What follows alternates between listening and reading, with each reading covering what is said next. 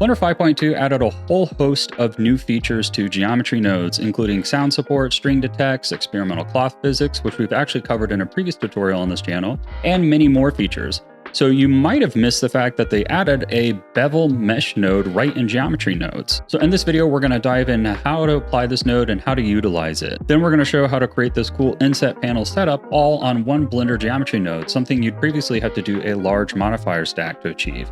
So let's dive in and get started. So applying the Mesh Bevel node is pretty simple. All you need to have is a geometry node system, and you can search for the Mesh Bevel node. We'll take a look at some of the settings that we have here, and then we'll dive into creating that panel setup that I showed. So up top here, we have the selection. This enables you to determine where you want to bevel. So for example, if I drag this onto our output here, turn this into a selection, I can select one of my vertex groups here, which is called bevel, and you'll see that it's only beveling the selected vertex points. Below that, we have the option to start the offset per direction. For example, we can start from the left or the right there.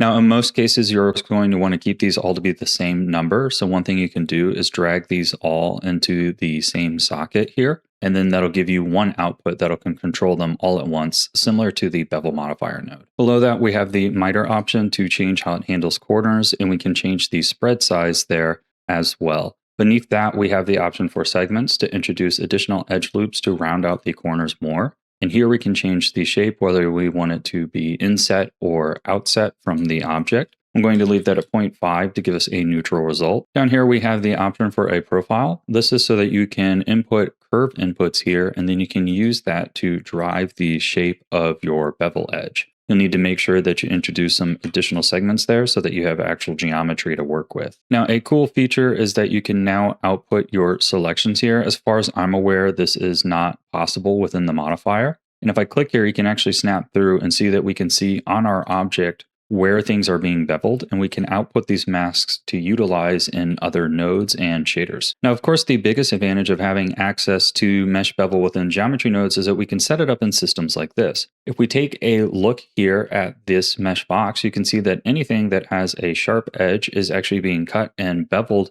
to create a hard surface panel cut. Over here, you can see that it's just one simple panel that gives us all of these controls, and it's actually not that complicated of a geometry node setup. So now we're going to dive in how to create this simple system, but before we start building nodes here, I want you to understand what we're actually creating. This panel cut system is something that's been utilized in Blender for a while, but as you can see on this example here, it typically involves a pretty large modifier stack that you can see over here on the right.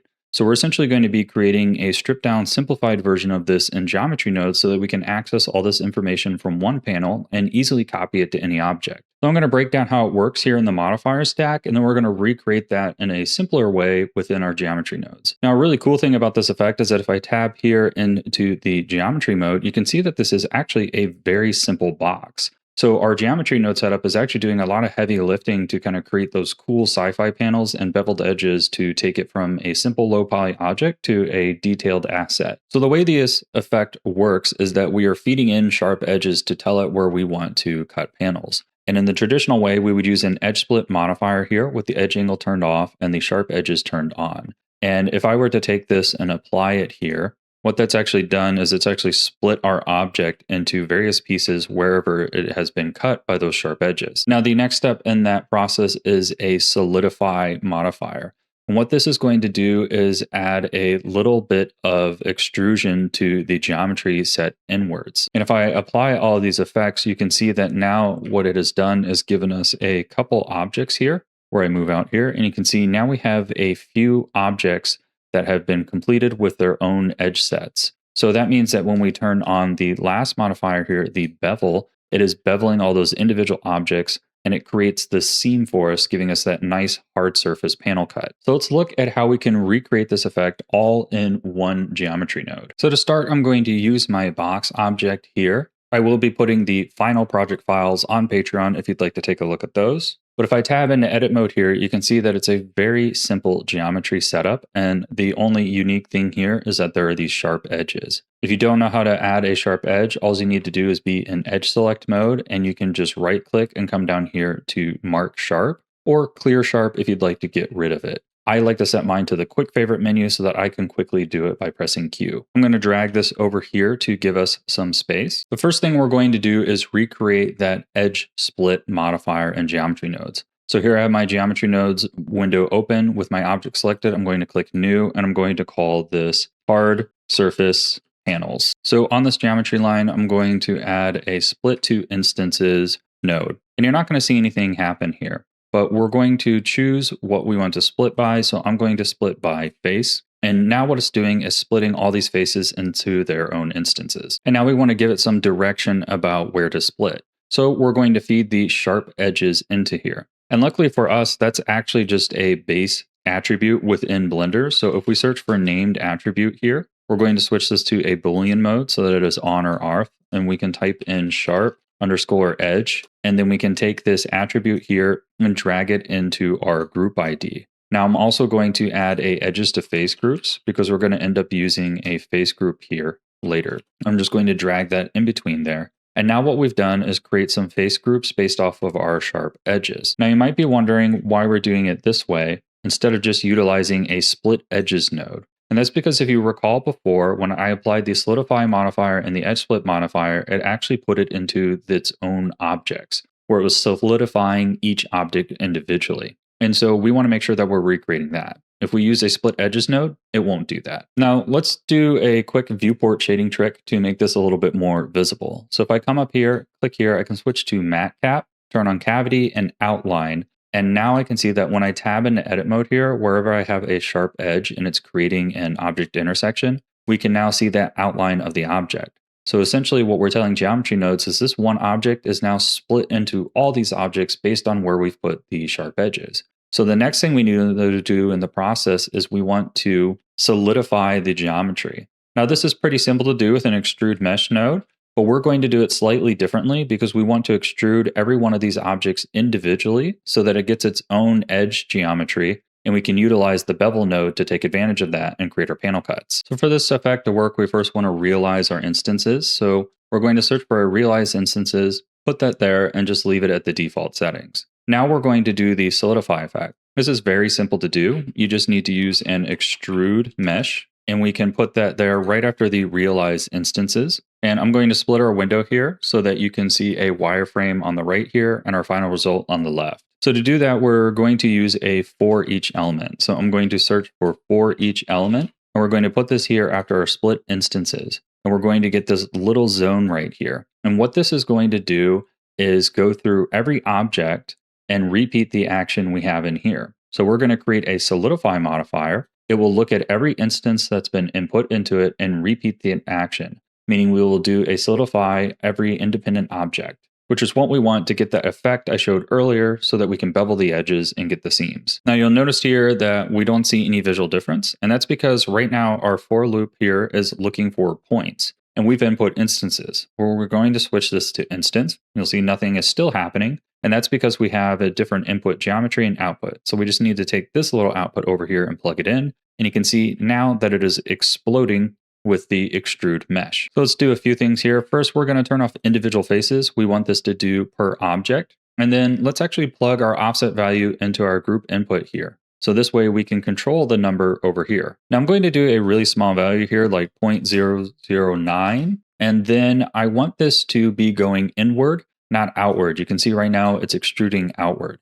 So we're going to add a multiply node. So we'll just do a math multiply. Click that there. Make sure this is plugged into the top. And then I'm going to do a -1 value here at the bottom. And now you can see how it is insetting inwards. Now we have a couple more nodes to do here. We need to flip the faces as well. If I turn on face orientation here, you can see how we're seeing a lot of red bleeding through there. So we're going to grab the join geometry node, click this here, and then we're going to grab a flip faces node. And we're going to take the original geometry here, plug it into here, and then plug that up into our join geometry. Now we're going to end up flipping this again at the end here. So now we've created the entire solidify effect. So next what we want to do is create the bevel modifier effect. So we're going to do that over here. And the first thing we're going to do is that we have all of our faces here facing the same direction like we wanted. And we are going to flip faces one more time. And now things will return to normal.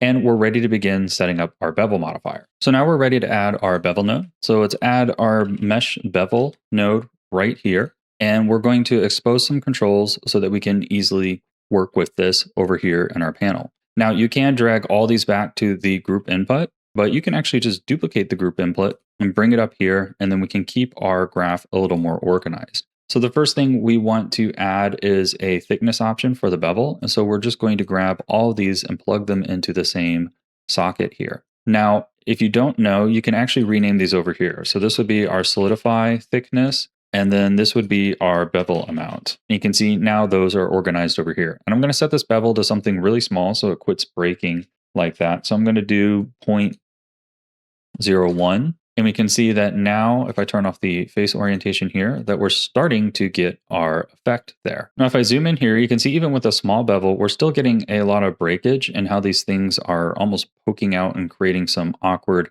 geometry. Now, this has to do with the fact that we did that instancing and created all these separate objects and then solidified them, but we didn't join them back. So as far as Blender geometry nodes is concerned, those edges that are sitting along here aren't really all part of one object. Again, if we go back to the example I showed when it was split apart into various objects, that's what we're trying to create here. So what we just need to do is ensure that when we send this over to our bevel, each one of these panel cuts is seen as its own object with its own individual edge data. That's pretty simple. All we need to do is add a merge by distance here. We can set this to a really small number. So I'm just going to add an extra 2 zeros here. And you can see it's already starting to clean itself up. So let's look at what else we can do to improve this here. One thing I want to do is expose these segments here. So I'm going to expose the segments there, and I'm going to bump this up to 3. You can see that's already starting to fix the effect. And the other thing I want to do is have an angle limit.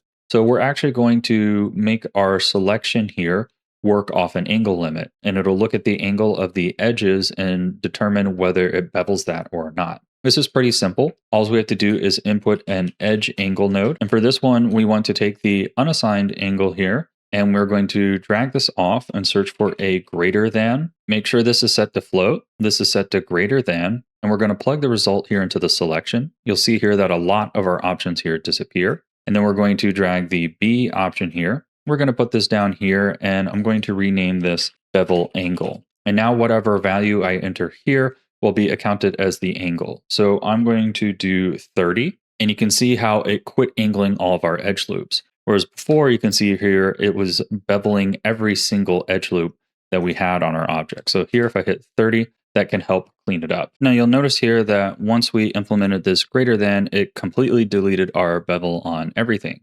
And over here, that's because it's actually looking for an angle value. So what you want to do is grab your bevel angle over here on your group node, come down here to the subtype, and we're going to set this to angle. And when we do that, it's going to turn our value into an angle. Here you can see it's incredibly large at 1700 degrees. So if we bump this back down to 30, now you can see we have our final effect. And then the last thing you can do is right click, shade auto smooth. I'm going to set mine to something like 60 degrees here, and you can choose to ignore sharpness. And now you can see we have a super simple, easy to do panel cut system.